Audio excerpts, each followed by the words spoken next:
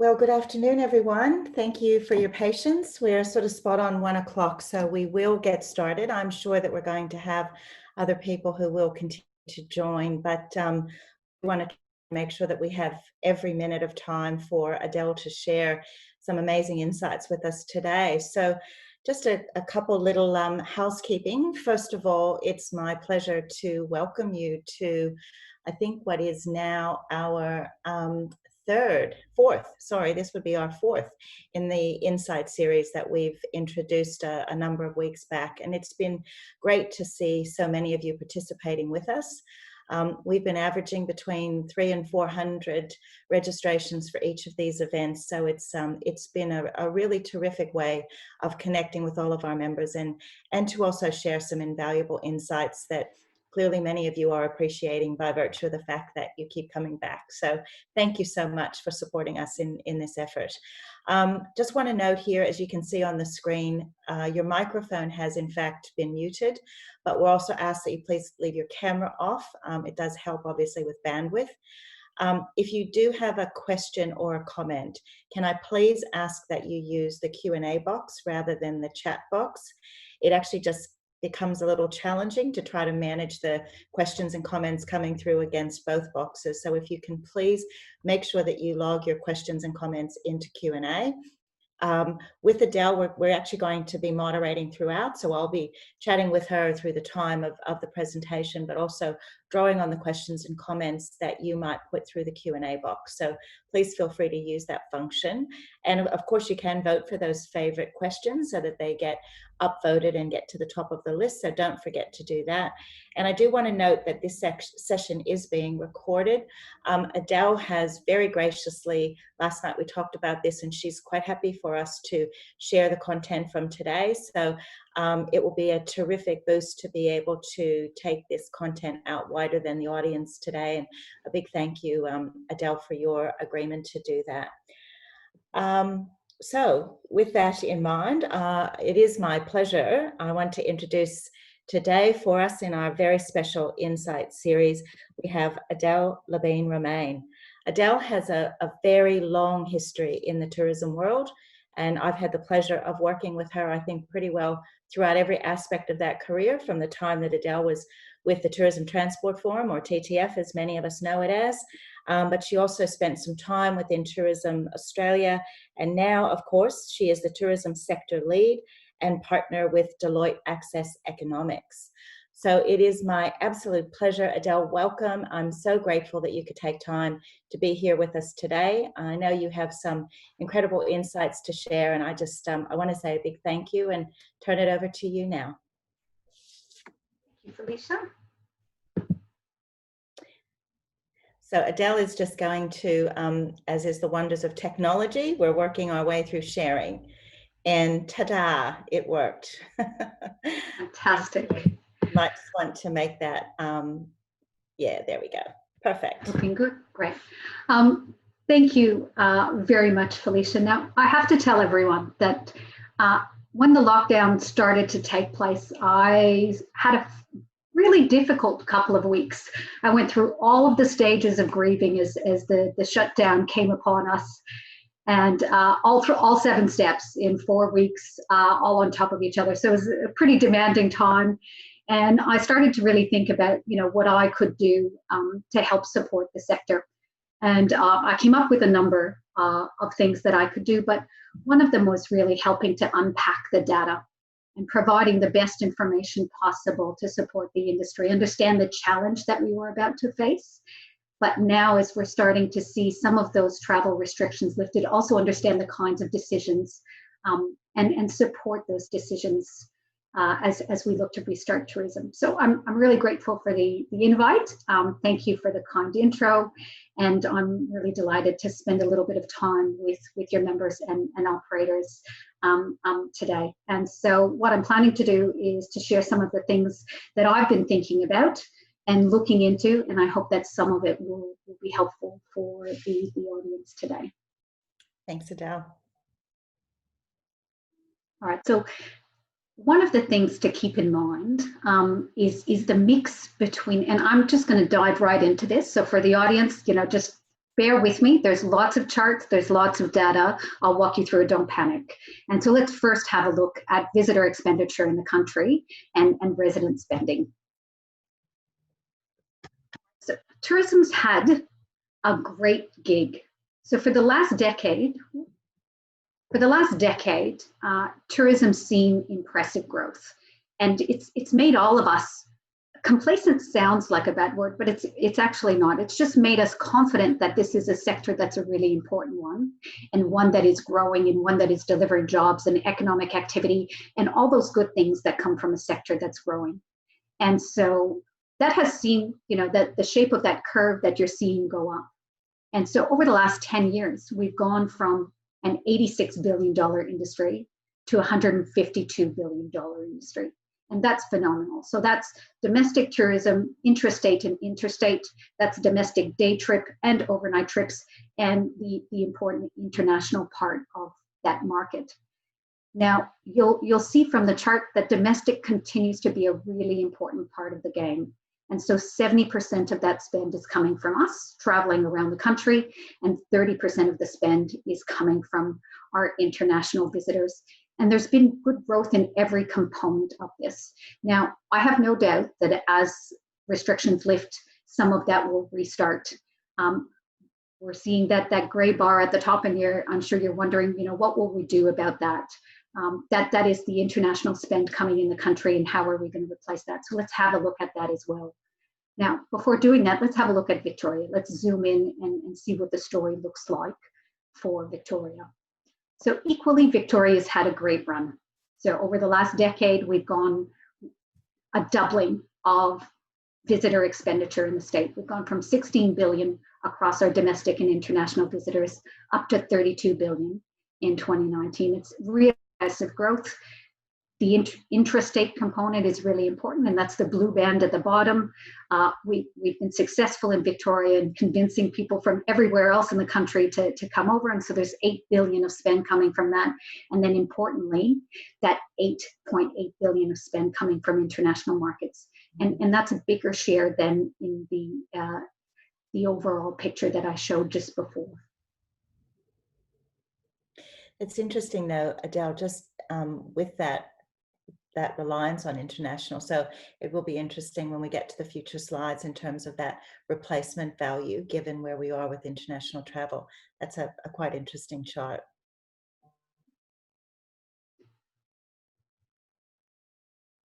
Now here's where we unpack where we're going to go to next. So we've looked at the 152 billion. That's the 3 buckets of spending that we normally have in Australia. But one of the things we don't often talk about is how much Australians spend on travel overall. The domestic component, but also the outbound component. So you can see on the right, Australians spend $65 billion traveling overseas every year. And it's a phenomenal amount. And like I said, not something we focus on generally. So what that means is overall, we spend 170 billion on travel. About 100 billion stays here in Australia, 65 billion goes overseas. It's $6,600 per capita. And so spend is a really significant part of our discretionary income. And of all these conversations I'm having, one of the things that people are wanting to unpack is what do we think the impact of the pandemic on the economy will have on our tourism spending. And $6,600 is a lot of money. And I have no doubt that in fact, some of that is at risk. It's at risk because some of us have lost our jobs. It's at risk because some of us have a softening in household income. It's also at risk because we're a little bit uncertain about what the future looks like and how quick the economy will bounce back. I think the other thing that's at risk is our understanding about how comfortable we'll be when we start traveling again. And so I want to be a little bit conservative when I look at the fact that we spend $6,600 per person on travel. And I want to put a question mark around whether that number will continue to be as big. Now, that being said, you can see that how much we spend more than makes up for the fact that we won't have any international visitors for the next period of time. And so the story really becomes one as an industry and as operators, about how we will convince Australians, instead of spending and simply saving that 65 billion for when we open up the international borders, to help make up that shortfall that we're going to see from having our own borders. So you may have heard the Prime Minister talk about the $20 billion opportunity, which faces the tourism sector at the moment. And while I think that's a little bit simplistic, I think at its base level, it's looking at repurposing and refocusing the spend that we have available across the Australian population into filling the gap that we have from international visitors not being here. Could we convince Australians to increase their spending on intrastate trips and, in time, interstate trips to make up for that shortfall? Mm. Here's how we break it down state to state, and some really interesting insights when you look at this. And so you can see, let me explain how it works first of all, and then you'll see who's facing a bigger challenge than another. So the dark bar is the spend that happened in that state last year. And so in Victoria's case, that's the 32 billion we've talked about. In the case of New South Wales, it's sitting at the 40 billion mark. Now, the other three bands are the spend by residents in that state. So let's stick with Victoria. We've got spend of 15 billion that's coming from Victorians traveling around the place. But Victorians normally spend $10 billion going to other states. And you spend $17 billion going overseas. And so that the task in the very short term before we open up state borders is convincing Victorians to spend some of that 27 billion they usually spend elsewhere at home in Victoria. And then once we open up the borders between states, it's convincing them to spend some of that $17 billion they normally spend overseas on domestic pursuits, and hopefully lots of pursuits in Victoria. Now you can see across the board that the challenge is different state to state. South Australia is in a pretty advantageous position when you look at that bar of resident spending and how much it eclipses the usual spend. That means their task is a more realistic one. Inevitably, for places like Tassie and the NT who have small populations, this is going to be a bigger task for them. There's simply not enough travel dollars within those small economies to be able to make up for the loss in interstate visitors and international visitors, so that the task for them is quite substantial. Now I have a different view coming up so that we can have a look.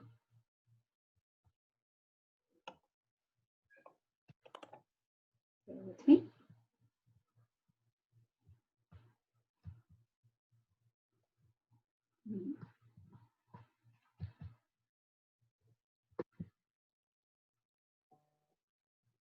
Felicia, I might stop sharing and reshare. Oh, here we go. We're back on track. Right. Excellent. So you can see that the potential net impact in Victoria's case is 10 billion. If you were successful in convincing every Victorian to spend the dollars they normally spend in other states and overseas and redirect them to the Victorian visitor economy, you'd be 10 billion ahead. And it's where we're weighing up what might be the impact of lower confidence, reduced household income. You've got a $10 billion buffer when it comes to potential visitor spend in Victoria. Not every state's in as advantageous a position as that. We've talked about the smaller population states, but Queensland, for example, has less of a buffer than you do, simply because they usually spend less going to other parts of the country. So whenever we have a population that's moving around and spending in lots of different areas, as is the case in Victoria, there's the potential, at least in the short term, to redirect some of that spending. Adele, there's a couple of questions that are flowing in, and I might just jump in and ask while we're on some of these slides. Question around, do you think that the travel bubble will just create an opportunity for Australians to travel outbound? And do you see the need for the New Zealand market supplying the same numbers in return? And New Zealand's actually quite a strong market for us. I mean, we have to remember that they are still number 2 behind China. Yeah, it's a really good question. And it's almost like I prepared this earlier. So if the audience can just give me a minute, I'm actually going to flick through to the very end of the presentation, if I can. So let me get this out of the way.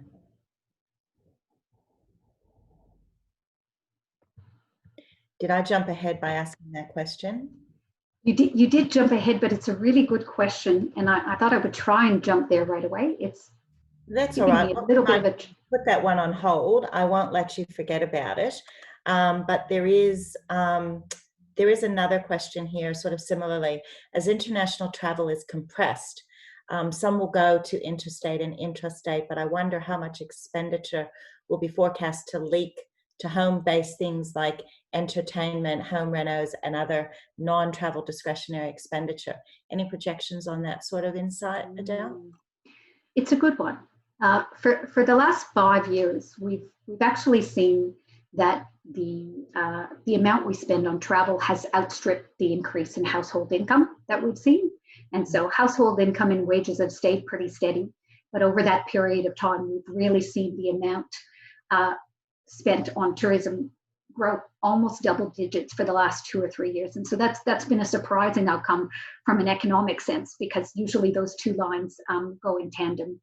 I do think that an unprecedented, to overuse an overused word, scenario that we've gone through will change the way that we spend. And so I expect there will be some leakage of that $6,500 we used to spend on travel to some other means. But that being said, having now been all cooped up in our homes for 10 plus weeks, depending on your geography and your specific circumstance, I think there's pent up demand. And I think the thing that's been withheld from us is now more clear that we value that. As we were first going into the lockdown, it's the thought that I had is we are going to remember and we are going to value the power and the benefits of travel like never before. We've taken it for granted. And now that's been withheld from us, and we've been dreaming. We will travel differently. In the short term, we will need to redirect some of our spending. There has been an economic impact from this situation. I wouldn't want to put a firm number on it, but in our mind, we also know that we've spent more on household items and we're spending less on clothing. And so everything that we used to, all the different buckets of spending that we used to have are now up for grabs. We're redirecting how we're going to spend our budget. So while we're going to redirect to the home, because we've now been stuck in our home, I think as soon as that gate is lifted, we're going to see a more normalized return to what we used to spend. And I do think that it's a fair assessment that some of that travel we used to spend overseas will save it. There is going to be a hole that we're going to need to fill at some point in time. But my expectation in the short term is that a substantial portion of that will be redirected to the domestic economy. I guess the key thing with the slide that you've got up there is that, when you take a look at Victoria by comparison to, for instance, Tasmania or Northern Territory, the bottom line here is that we have the potential to fill that void. How much of that $10 billion we actually capture is another question indeed. But at least the great thing about this slide is it says that our mix actually gives us the potential to fill that void. So, we have to work really hard at it. But interestingly, we're already hearing from people, which is terrific for Victoria, because winter is not necessarily a peak time for travel for Victoria, but yet everyone is saying, back to your pent-up demand, they're booked out completely, and not just for this weekend or next, but some of them are talking, weeks in advance that they're booked out, which is fantastic. So back over to you. I find this slide and the previous one to be hopeful. There is enough money left over in the economy that even if we can't get all of it, even if we get a share of it, we can in part make up for the shortfall that we faced for a period of time while we were in lockdown, and for that component of the market that's not available to us at the moment. So international and interstate, there's reason for hope, and there's reason to reawaken your business. So one of the fears that I had was we would look around and go, the economy's in the doldrums. There is, there's been a loss of jobs. Is it even worth reopening my business? And I think from my perspective, there are a lot of reasons to reopen your business. And in fact, in Victoria, there's the potential of $27 billion to fill that $17 billion gap. And so I do think it's worth giving it a red hot go. There is one question just before you flick off this one. A couple of people wanting to understand how the 10 billion was calculated. Can you just step through that quickly before you go to the next slide? Absolutely. And so we've talked about the fact that in 2019, there was $32 billion of visitor spend in Victoria. Now, 15 billion of that comes from yourselves, from Victorians moving around the state. But when we look at the spending of Victorians elsewhere, they've spent $10 billion in other states, and they've spent $17 billion overseas. So there's a bucket of $27 billion that usually leaves the state for tourism elsewhere that can be repurposed in the short term to bring it back to Victoria. So it's that balance of 17 billion that used to leave the state, or that used to come to the state, 27 that used to leave. So if you bring them together, you're actually ahead 10 billion. And so for me, that's the buffer, that even if there's a loss in household income, even if we do save some of that money for later, even if we redirect some of the spending to the household, there's a potential to make up for the shortfall. Okay, thanks, Adele. That's great. Well, lots of questions coming through thick and fast, so I'll let you. I'm trying to get to the next screen. That's okay. I'll review the questions now. You keep going.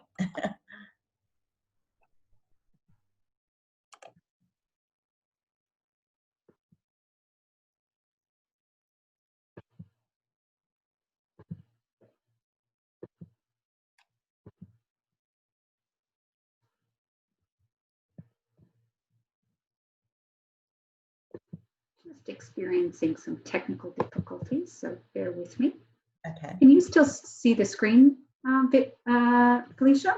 No, I can't. It's just gone onto a Zoom screen, so I think we've lost your prezzo there. Okay, let's reset.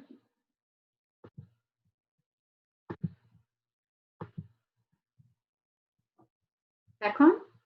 Yep, back on. You might want to just make it full view screen.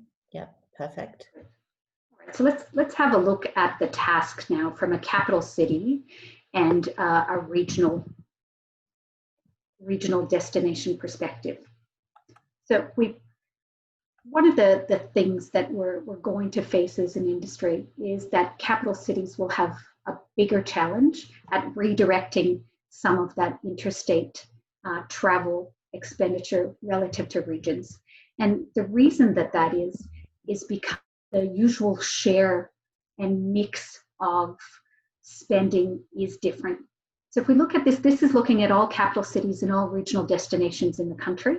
75 billion of spend is sitting in cities, 64 billion is sitting in regional destinations. Now, we've just finished doing a year-long piece of work examining regional dispersal. And I think we found two things to be a little bit surprising. One was the level of expenditure that happens in regions. It's higher than we've expected it to be.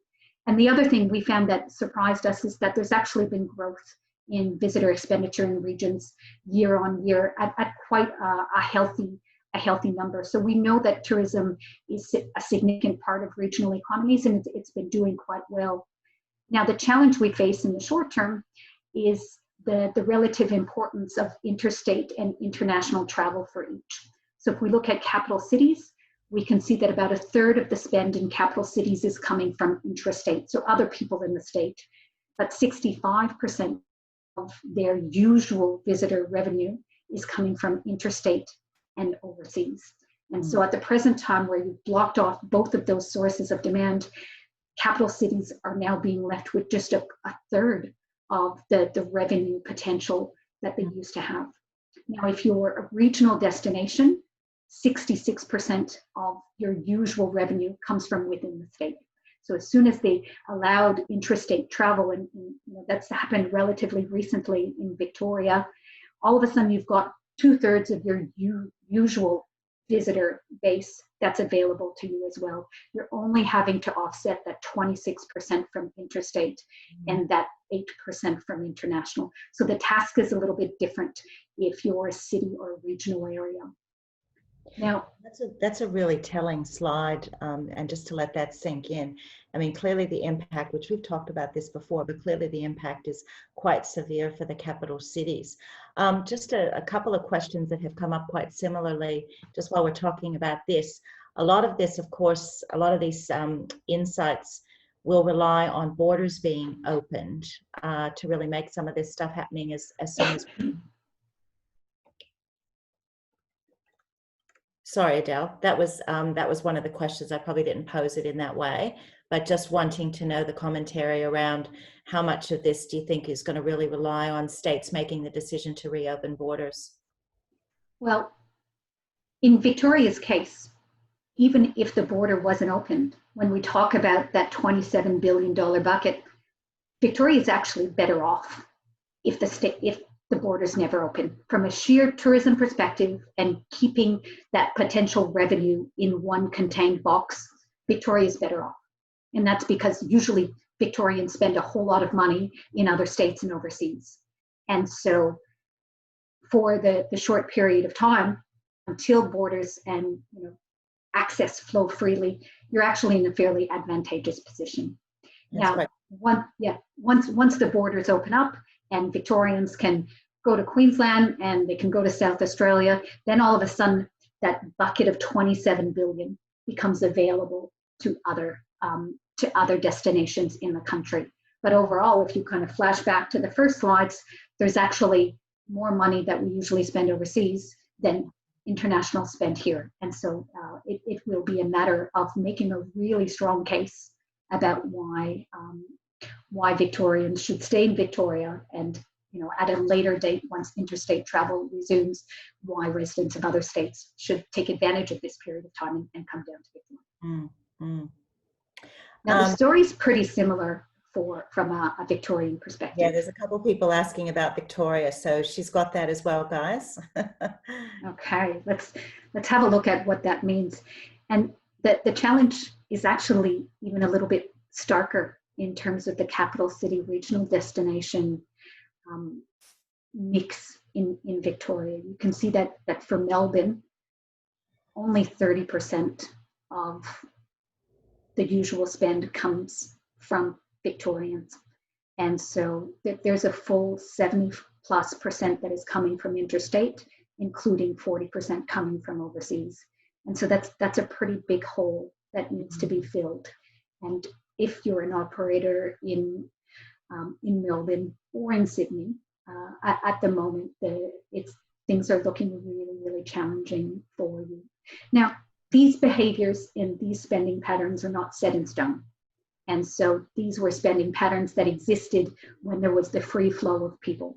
And so I have no doubt that there will be a shifting. All of a sudden, when you can't simply head in a taxi to the airport and get yourself off to Queensland or get yourself to Bali or to London, all of a sudden you're going to be looking with greater interest at things that are in your backyard. So I don't want to paint too bleak a picture, but it is a differential. Now, if you're a regional destination in Victoria, 80% of your spend is coming from Victorians. And so you've got those established relationships. You know how to speak to the Victorian market. You've been targeting them. And so now you're augmenting that in the short term, knowing that their options for outbound travel are more limited. I guess on one hand, that's good, but on the other hand, a bit scary when you think about the fact that regional Victoria is probably disproportionately reliant on intrastate. We really need to get interstate visitors in here as well, because, realistically, every state in the country is going to be marketing to Melburnians. So to me, there's a bit of a deficiency in there in terms of our ability to attract interstate, and something I think we're probably going to need to focus on. I think so. Let me flick to the next slide where we can see the relative dependence on the local market across the country. And so this is a different view of the same thing. So you can see, looking at regional Victoria, that absolute dependence on intrastate travel, that 80% that we saw on the previous slide. Now the situation is a little bit different if you pan across the country. So let's pick a few as comparisons. Regional New South Wales, for example, their task in the very short term is a more challenging one because they have more revenue to replace, but it does show that in 2019, they were able to diversify their sources of revenue, and they had 24% of revenue in regional New South Wales coming from interstate. If we look at regional South Australia, for example, in their case also, over a quarter of the revenue is coming from interstate. And so there's muscle memory in that, in the same way we talked about regional destinations in Victoria, knowing how to speak to Melburnians and capturing them and getting them out to the regions. In cases of SA and New South Wales, they're further on that curve, perhaps, at establishing those networks and those partnerships and convincing people from other states to go to the regions. It's a challenge in 2019. It's a challenge now, and it'll be a challenge as we emerge, because you're absolutely right. The competition will be fierce. We have, every state tourism agency used to spend some of their attention focused overseas. And while they'll continue to do that, they need to maintain that relationship and make sure that it's strong by the time international borders open up. Some of the attention will inevitably need to be pointed at the big population centres, and here in Sydney and there in Melbourne. There's a lot of people there, and there's a lot of tourism dollars sitting there that are going to be a really strong focus of lots of marketing campaigns. So if you live in any of those cities, prepare to be bombarded and to be targeted. Just a couple questions I might interject here. One thing that's coming up as well is, if we're looking to try to convert people who would normally go overseas, do we think they're going to be prepared to pay the same or more for what might be perceived as a lesser service standard than what happened pre-COVID-19? Because the way we deliver our products, of course, is going to have to change, and it will affect, excellence to some degree of what people expect. That's a good question, Michael. It's good, and there's probably three elements bundled in that. Is how do you demonstrate value, and how do you match up your product with a domestic audience that used to go overseas? And so are you, if you're a luxury product provider that used to get the attention of the American market or the European market, and now those aren't available to you, where are you going to find the equivalent Australian market for that if your product is at a higher price point? And so you've got to segment differently. Now, if your product is an expensive one, do you look at maybe configuring it differently for a domestic audience? I'm thinking about some of our really high-end tour products that, when it's a once-in-a-lifetime opportunity, and you're from the UK and you're coming here, and all of a sudden there's a tour experience, so it's a one-day package or a two-day package, and it's $1,000. Will a domestic audience be willing, in the current environment, to pay that amount of money for a one-day experience? We would all pay that amount of money if we were overseas for an experience we don't perceive that we could get again. And so I do think that there is a reimagining that's required. If you've got a volume play where you're going to be better off if you perhaps shrink your offering, make it more affordable and sell more of them, or are you going to target very cleverly your replacement audience for the high spending international visitors? So I think that there's a target task, and I think that there's a product development and innovation task in there as well. I think it's hard because we look at those two buckets, the 45 billion that used to come in from overseas, the 65 billion we usually spend, and those are big ticket items. We know that when international visitors come here, on a per visitor basis, we're amongst the most expensive destinations in the world. Yeah, that's and right. so that's the cost of coming here, but also the cost your travel when it's here. And we've been unashamedly, we're not a mass destination, but we're an expensive destination. The same happens when we go overseas. It costs a lot of money to get to these places, so we tend to stay there long, and it's a big ticket price. So is the call to Australians that this is going to be the year where you can take lots of trips, because you used to package everything in a 3 or 4 week bundle. You're now going to be able to experience a lot of Australia at different times. So is that the call to arms? Or is it a call that we're going to put together a replacement itinerary that's 3 or 4 weeks, and we wouldn't normally target an Australian for a long holiday, but maybe in this environment, it's the chance to do that. So depending on your product, I think your response and your dependence on international visitors to usually fill your funnel, your response could go a lot of different ways. That's good. Just kind of related on that topic before we flick to the next slide, the question of seasonalities come up a couple of times in questions that are here, and how does that factor in? And you touched a little bit on that in that kind of seasonal itinerary planning. Yeah, I'm really intrigued with the fact that at this time of year, people in New South Wales and Victoria tend to head north. We're looking for the heat. We're looking for a bit of respite from the cold winter months, which is always a bit amusing to me. And this is not cold. I'm Canadian at heart, also Australian.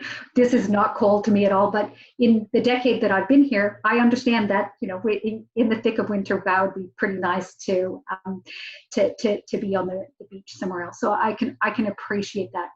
I do wonder if the fact that the lockdown has occurred for many of us in a period of time that was, a really lovely weather-wise period of the year, we didn't get our travel in, and we're now going to ignore the fact that it's winter. And it doesn't surprise me at all that you're getting feedback that booked out at this time of year. I think we might become a little bit winter agnostic and simply want to travel in an unideal period of time. I wonder if those will be lasting trends, where we will discover that it's actually quite nice to travel in winter. It's a very different experience. There's different product that's quite appealing. I do wonder what it means for operations that normally close in this period of time. So I've had a number of conversations with people who said, normally we're closed between July and August, but we're getting bookings. And we've had conversations about maybe the fact that you're not going to be able to close this year. People at the moment, absolutely. Just one last quick one, and then we need to flip to the next slide. But this has come up a couple of times as well. The idea about a lot of people have had to take forced annual leave. So challenges with having actual available time to go away. Opportunity to encourage kind of 2 to 3 day packages if we can, to keep it short and sharp.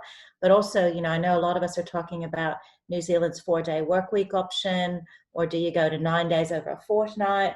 So just things that can help us to encourage some travel amongst Australians who, quite frankly, are going to be pressed to have any free time to travel. I think that's right. And in addition to the reduced confidence and the reduced household income, we've got to contend with the reduced leave. And so, how are we going to balance that out? If your market's an older market and, they were targeting a long vacation overseas, possibly you're targeting them with an equivalent here because they won't have been impacted. But for potentially kind of people in the lower age range categories, absolutely make it short and sharp. Think about structuring your business around a focus on weekends with a quieter period midweek if you are going to be expecting people to come and overnight. And that might be a reality, especially because often our international visitors fill up the midweek when Australians are not. So I think businesses individually will need to look at where they expect their sources of demand to come, and the way that they restart and reopen their business and configure going forward, at least for the short to medium term, is gonna need to consider those realities. Yeah. I love the idea of a 4-day work week. I know, me too. We work on that. Sounds marvelous. Carry on, go ahead. Thank you. All right. We've talked a lot about this, so I'll just make a couple of comments on what this means. And this is where the buckets of available spending sit. And so if we zoom in on Victoria here, we can see that people in Melbourne generally spend 28 billion on travel-related pursuits, both domestically and overseas. But there's 15 billion sitting in regional Victoria, which some of the people on the call, there's actually quite a sizable bucket of spend available there. And so while everyone will be focusing on Melbourne, and I expect that all of the regional destinations in Victoria should also, everyone else will be focused on Melbourne. And so make sure to continue the conversation with other people in regional Victoria. You might face a lot more challenge in getting share of voice with Melburnians rather than people sitting in other places in the state. Yeah, and we've all talked about the familiarity thing being really important right now. People want to reassociate with things that are familiar. So familiarity is going to be really high amongst Victorians to travel in Victoria. So that's a great advantage and very surprising. I didn't realize $15 billion of spend from folk in regional Victoria. That is impressive. Yeah. And a lot of it is in other regions already. And so you're right, familiarity, returning to spots you've been before, reconnecting with businesses that have provided you with a fantastic experience before, that the tried and true, because we're going to be pressed for time, and you want a sure thing because you've been waiting for 10 or 12 weeks for it. I think you mentioned at the beginning that we'll share the slides, and I hope that this will be a useful one depending on where your business operates in Victoria.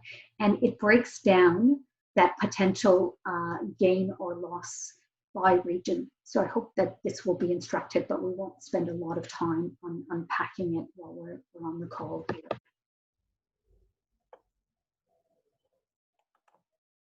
Not surprisingly, drive trips are going to be critical. And while we're pretty excited today to have Qantas again reaffirm their interest in restarting domestic activity and moving from their meager 2 to 5% capacity loads, in the short term, drive tourism will continue to be a really core part, especially if you're in a regional destination. But the good news is it's been a mainstay of the Australian industry. 8 out of 10 domestic trips are self-drive trips. That's much higher for day trips. But I don't want us to just think that day trips are kind of piled at kids in the back of the car and inexpensive. Actually, 70 billion, so a full almost half of the expenditure in the industry nationally relates to drive trips. And so there is a really significant opportunity in reinforcing that component of the industry. Let's not belabor the fact that we don't have flights just yet. Let's really thrive in the environment where people do get in their car and get out and about as soon as they can. I think some of the conversations that are being had is not everyone in our target audiences has a car. And that might not have been part of your agenda. So all of a sudden, our rental car companies targeting people who normally would have simply jumped in the taxi, gotten on a plane and off to Bali, and are they targeting them with an opportunity to do something a little bit different this time around. So let's target the people with cars, and let's target the people who don't have cars and need them to get around in the short term. Adele, does that 70 billion and the drive market you've got here, does that take in caravan and camping as well as part of that, or is it?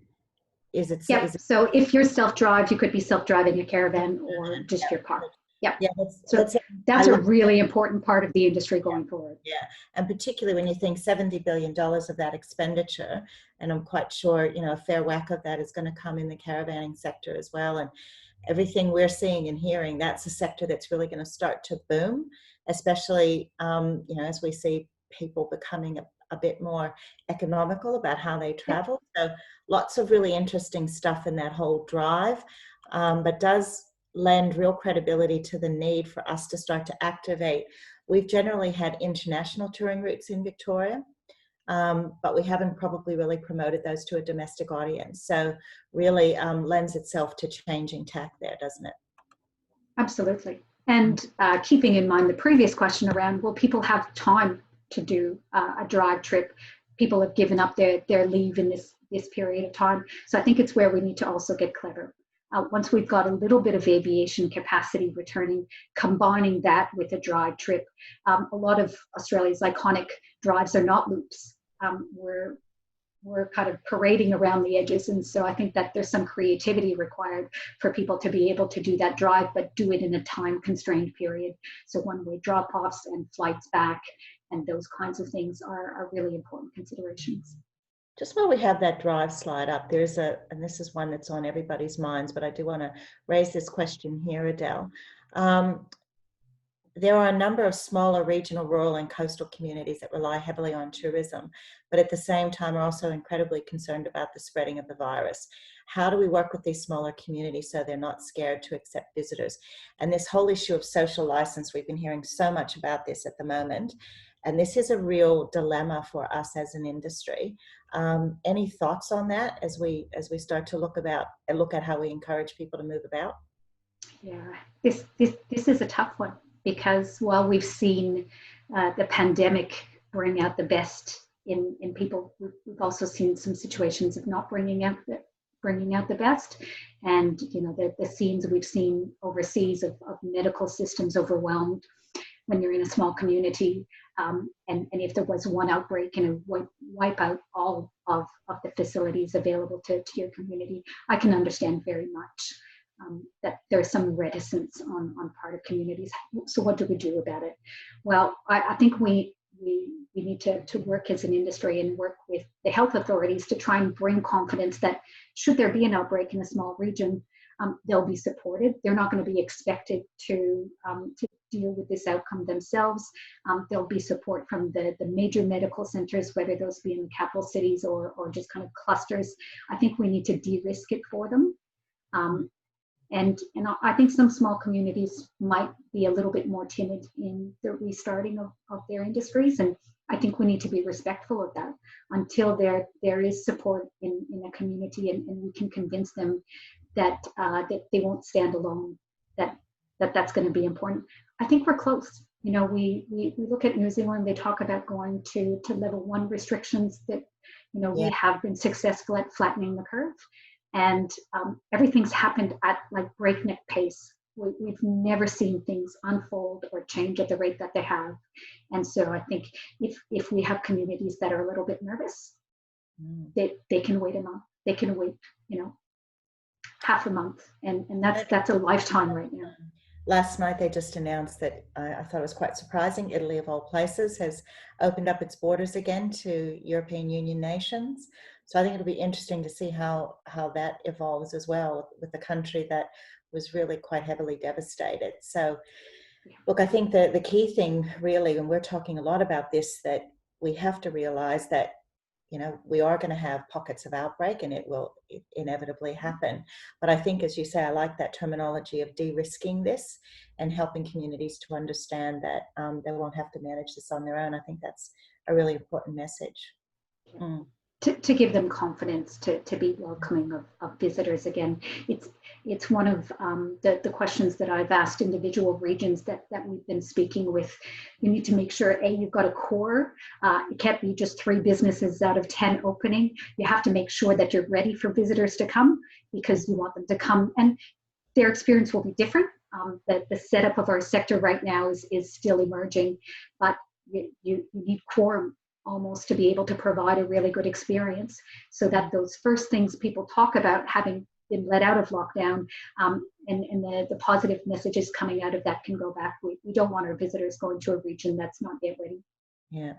Adele, I'm conscious I want you to get through the rest of your slides, but I don't want to forget that there's a good question on here about tour companies and tour buses. So let's pick that up when we get to the back end, okay? Okay. You'd asked me to speak, Felicia, a little bit about what we're thinking the recovery will look like. And like I suggested, you're about 2 weeks too early for our forecast to be ready. So I've agreed to talk about them. And then just as soon as we have them ready, I'll let you share them. But we've developed a bit of an outlook, both on the domestic and the international front, that has quite an optimistic lens, and then one that has a pessimistic lens. I call it the ugly outlook. So, we're really hoping that the reality will be much closer to the positive outlook. We're taking into consideration some of those macroeconomic weaknesses that we've talked about. And so the forecast for us from a domestic standpoint in the optimistic outlook is that we might be back at 2019 numbers in the later part of next year, so of 2021. The ugly outlook sees that stretch out another 6 quarters well into 2023. So that's from a domestic standpoint. From an international standpoint, especially because of the lack of clarity we have on the opening of borders, that's a really hard one for us.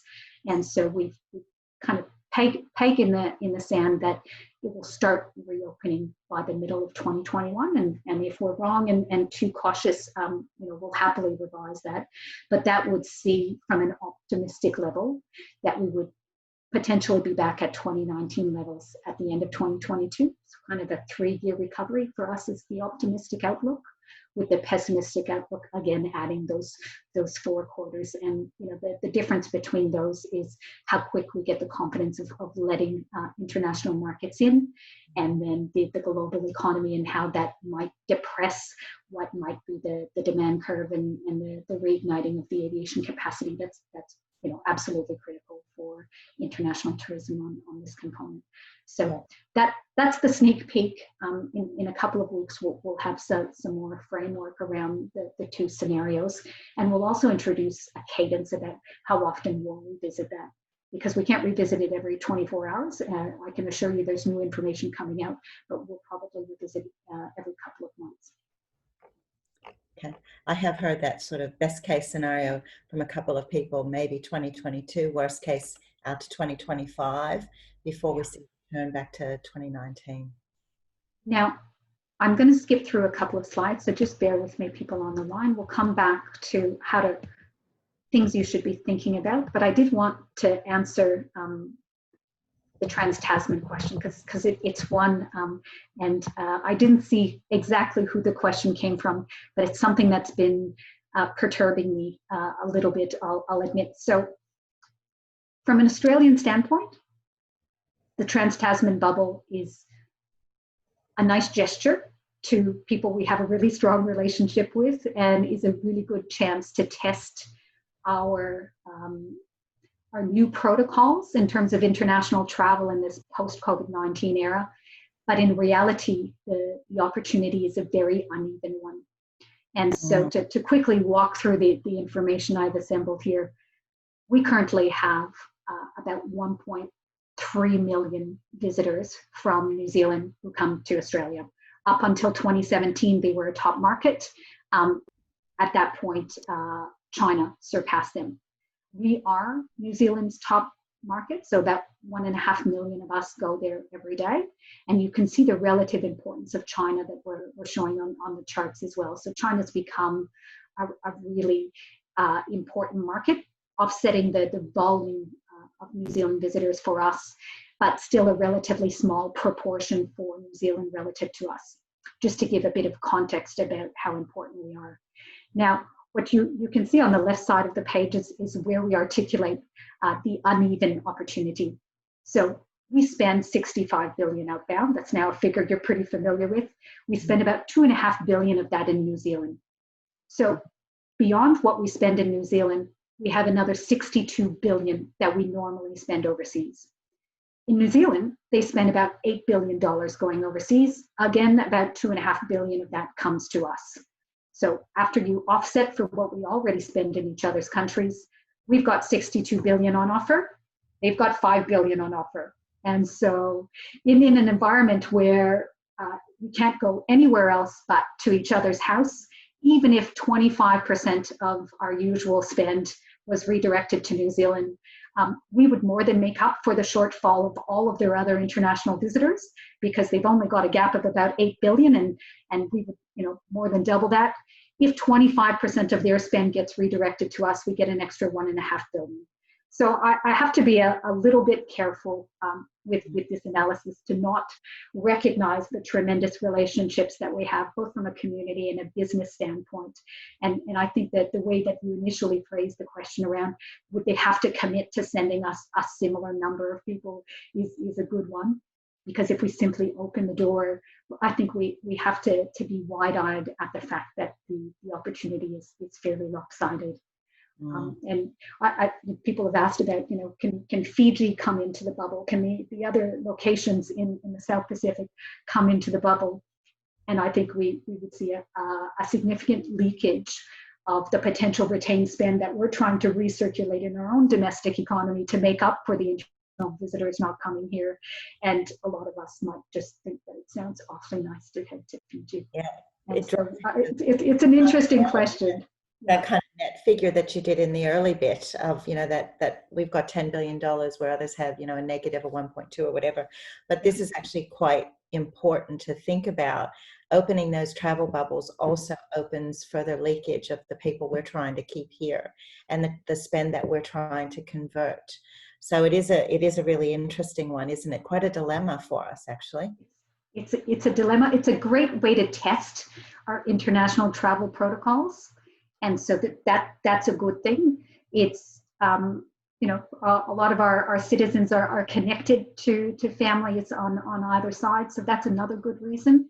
It's a really strong VFR market. About 40% of the market in both directions relates to visiting friends and family. And so if both countries have been really successful at arresting the spread of the virus, we don't want to unnecessarily keep them apart.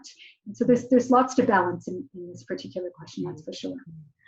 There's a couple more questions, but again, I'm conscious, I know you've got some important slides to get to around the recovery workbook, and I don't want to stop that. So do you want to carry on? And then if we have some time, I'll throw in a couple more questions. Okay, well, let's spend a minute on that opportunity.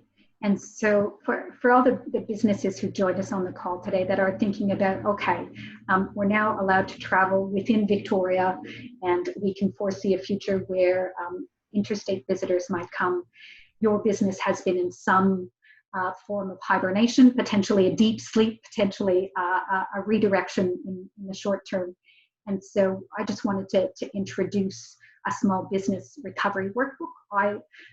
It's been created with kind of a persona of a coffee shop operator to make sure that we get the tone and manner right in terms of being really useful to the small businesses that are the mainstay of the tourism sector. And they encourage businesses to think through, reflecting where they are today, the restarting and the activities, and then how they might revitalize their business. So it's a neat interactive workbook that you can fill in and print out if useful, but it encourages you to think through a number of different components and understand what might be some of the priority areas for your business. So I think it's a useful tool for many of you. Felicia said we'll send a link so that you can have a look at it and see if it might be a resource that helps you frame what I'm sure is an endless task list and an endless series of thoughts as you reopen your business. So I hope that will be helpful. That's incredibly valuable, Adele. Thank you. And we will be sending out a thank you note to those who have registered. So you will have a link to this workbook, which is incredibly generous that Adele's sharing that with us today, because certainly reflection as we look to restart and revitalize, I think that's a lovely way to start thinking about how we rethink and reposition our businesses. So that's a terrific bonus. Thank you. All right. How are we doing? Do you think we can sneak in a last question? I'm going to sneak in a couple of questions here, if people don't mind, just because there were so many. I do want to go back to the question about tour operators and how do we actually manage some of the requirements around tour operators who have, first of all, many of, as you said, largely dependent on international, but also the new restrictions that have been put in play make it incredibly challenging for this type of an operation. Even though we are allowed to operate, it's coming with a whole lot of challenges. Any thoughts on that one? Those couple of pivot points that we've touched on briefly are pretty critical. If your business is largely or has a really significant international segment generally, you're going to have to think through, are there enough Australians who fall in that broad category, and can you find them to simply try and replace them in the short term? Or will you need to pivot and adapt the product to a more local audience in the very short term in terms of Victorians, and then interstate visitors potentially after that? So I do think, number one, consideration of what the product and whether it will need to adapt. Now, in the new environment is a really interesting one, and it's and how do you operate? And it's also a really quick changing one. So if I can reflect from conversations we've had in South Australia a few weeks ago, where tour operators and charter boat operators and four-wheel drive private tour operators were asking questions that were very similar to this. And at the time, there weren't a lot of answers coming for that sector.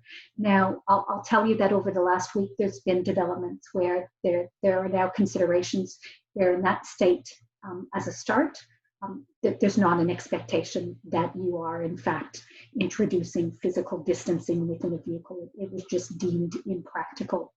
And so there are standards that are being established in terms of cleanliness and hygiene between groups. The other example that I can provide is in the NT, where they are creating essentially a group at the start of a tour. So you meet each other, you become very much essentially the equivalent of a household. And so for the duration of the tour, you can operate as a unit, but you shouldn't be mixing with other tour groups. You become the same bubble. And so I think Victoria, in opening up a little bit later than some of the other jurisdictions, is now starting to turn their mind to the very specific applications of some of these guidelines to subcomponents of the industry. And so my advice would be, one, hold tight. The other one would be look around, that I do think there is consideration and realization that there are impractical times to apply this guidance, and that I think it will be evolving and relatively quickly. The third example I can think of is in WA, where the success that they've had in containing the virus has seen them confident enough in some sub areas of the industry to move from a 4-foot square meter requirement to a 2-foot square meter requirement. Yeah. And so there's a little bit of patience needed. It might be that as the other parts of the tourism sector open up, that as a tour operator, you're standing, and kind of waiting and watching, and you're just a little bit delayed. But I think a lot of parts of the country are grappling with those same issues, and will be providing ideas. It's good insight, and certainly we'll continue through our channels, and actually it's good to know what other states are doing, so we can point to some of that in the conversations we're having. Now, I'm just conscious that we're up on 2 o'clock and we try to keep this tight, so we might just move to that. If you can stop sharing, Adele, and we'll move to our final wrap-up slide. But I just wanted to say a very, very big thank you. First of all, not just for your generosity of time, but also in sharing the workbook that you shared with us, because I know it will be a valuable tool for many of our operators who are grappling with the whole kind of reanimation idea and how do I get started. So I just want to say a great big thank you. Also, as I said, we'll be sending that link out for the workbook, but just so you're aware, Adele and I are having conversations at the moment on how we can collaborate much more, and really working in similar ways that she has done with some other states to look at the services that we can provide in assisting our members and our industry to actually navigate the very turbulent waters that we're in right now. So watch this space. I'm sure we'll have more to announce to you once Adele and I get a chance to put our heads together and come up with some ideas. But a big thank you, Adele, to just again for your time, for your insight, and for your openness in sharing so much with us today. Thank you. Thanks, Mary. And just in closing, I just wanted to quickly talk about, we've got quite an interesting lineup of events that we have planned for the coming couple of weeks. First of all, I'm pleased to say that we've started a new initiative under the Insight series, and we're working in collaboration with our partners at Saxton to bring a special Insight series to the events sector. And the first in this will occur next Wednesday, the 10th of June at 10 a.m. And we'll be in conversation with Peter King, as you can see, CEO of Melbourne Convention and Exhibition Centre, Julia Swanson, the CEO of MCB, and Adrian Williams, the Vice President of Operations for VTIC, SA and WA for Accor. And of course, that will be hosted by Anne Jameson. Immediately following that in the next week, if you could just click the slide, thanks. On the 16th of June, I'm actually really pleased to say that as part of our ongoing partnership with Visit Victoria, we have a very special session that will be led by Paul Nahoon, who is the head of travel at Facebook. This is going to be a fascinating session, and we're working through now what the content will look like, but Paul's going to cover off with a couple of his colleagues on traveler insights and trends, tips and tools to connect with travelers, and Facebook insights on their COVID-19 traveler outreach. So lots of great content, I'm sure, lots of great information, and another, as I said, not to be missed session for sure. And then I'm also very pleased to say that in the following fortnight, on the 30th of June, we'll be welcoming Minister Martin Pakula to join us for our session at 1 o'clock. And Minister Pakula will be talking with us about our road to recovery. So a very big thank you to everyone today. I really am grateful for your participation in this. And as I said in the beginning, it's great to see that, you know, we're getting such consistent numbers with these events. So clearly they're hitting the right note with a lot of our operators. So thank you for joining us, and we'll look forward to seeing you on the 10th for the event series. If you'd like to click into that one, you'll be getting information out about that shortly. And then again on the 16th. So take care and have a good rest of the day, everyone.